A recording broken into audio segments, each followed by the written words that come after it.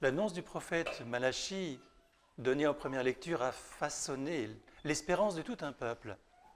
Et soudain viendra dans son temple le Seigneur que vous cherchez. Ça fait partie de l'ADN d'Israël, cette attente, cette espérance. Et ils l'ont attendu longtemps. Seulement la réalisation de cette promesse déborde les attentes. Ça va bien au-delà de tout ce que nous pouvions imaginer. Israël attendait un roi, vainqueur, conquérant, gagnant par la force ce que l'on ne pouvait pas obtenir par la douceur. Il fondra, il purifiera par le feu, il exterminera les méchants, il détruira le mal et la guerre. Alors Israël est un peuple guerrier qui a fondé sa foi, qui a fondé toute sa vie sur cette attente.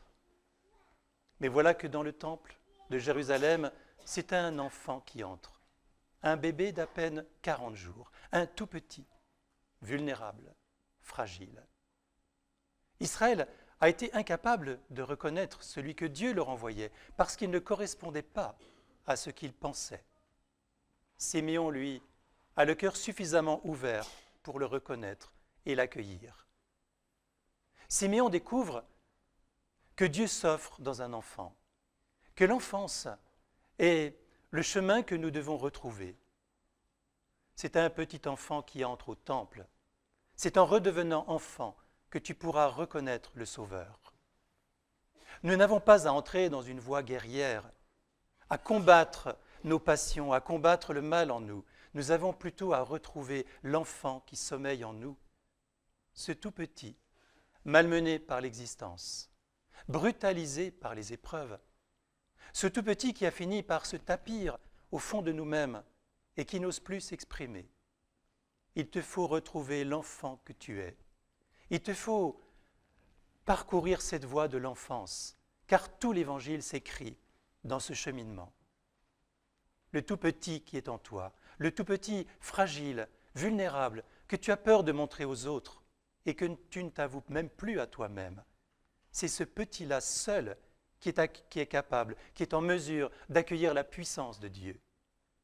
Alors il pourra te purifier, parce que tu découvriras dans cette voie d'amour que seul l'amour est capable d'éclairer notre vie et nous permettre de nous détacher de ce qui est mauvais.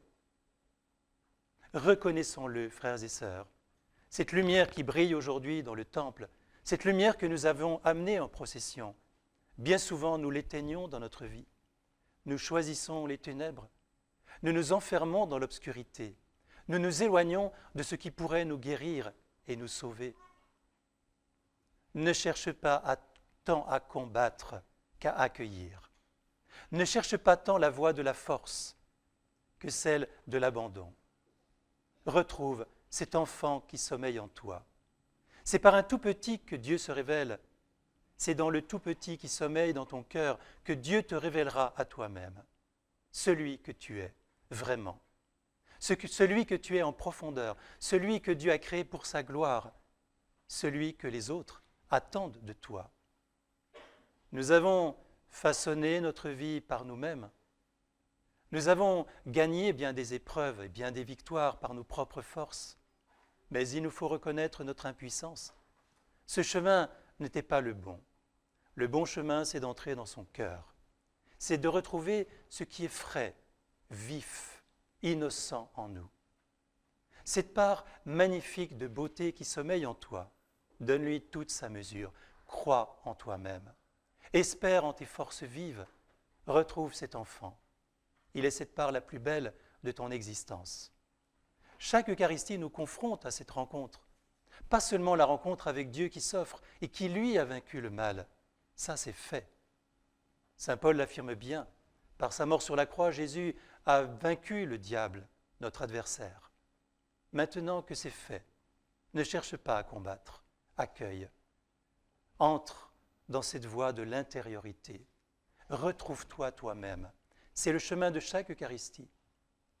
Deviens un petit enfant par accueillir l'enfant Dieu qui s'offre, entre dans son temple et veut entrer dans ton cœur pour l'illuminer de sa splendeur. Oui, frères et sœurs, l'appel qui nous est adressé en ce jour, c'est d'être beau, C'est d'être réellement beau de cette beauté que le Seigneur nous a donnée et qui demeure en nous pour toujours.